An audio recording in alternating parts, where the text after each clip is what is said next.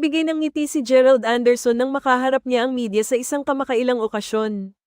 Ang kanyang magiliw na pakikitungo sa press ay agad na nagbigay ng pag-asa sa kanyang mga tagahanga na sabik na naghihintay ng balita tungkol sa kanya. Ang pagkakataong ito ay tila isang magandang pagkakataon para kay Gerald na ipakita ang kanyang pagiging approachable at open sa mga tanong ng media, na tiyak na nagpasaya sa kanyang mga taga-suporta. Hindi na nakapagtataka na agad na bumungad ang tanong kay Gerald kung may posibilidad na muling makapagtrabaho siya sa kanyang dating kapareha na si Kim Chu. Sa nakaraang mga taon, maraming tagahanga ang nagkaroon ng pagnanais na makita silang muli sa isang proyekto, na parang inaasahan nilang muling magbabalik ang magic na kanilang naramdaman noong sila ay magkasama pa sa isang serye o pelikula. Sa pagtatanong ng media tungkol sa posibilidad na muling makatrabaho si Kim, agad na sumagot si Gerald na wala siyang nakikitang problema kung sakaling magkaroon ng pagkakataon na magtrabaho muli sila ni Kim.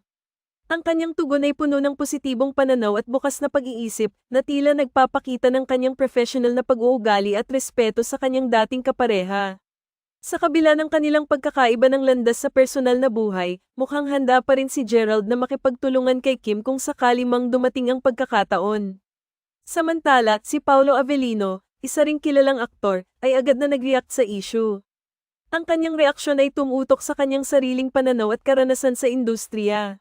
Si Paolo, na may sariling karera at proyekto, ay maaaring may ibang opinyon o pananaw hinggil sa usaping ito, ngunit hindi matatawaran ang kanyang kaalaman sa dynamics ng showbiz at kung paano ito nakakaapekto sa mga artista.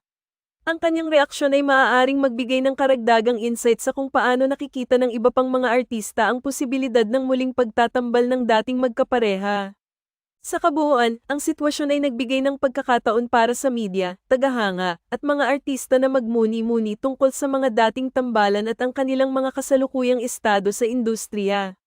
Ang pagbabalik tanaw sa mga dati nilang proyekto ay maaaring magbigay ng inspirasyon sa mga tagahanga at magbukas ng mga bagong posibilidad para sa mga artista.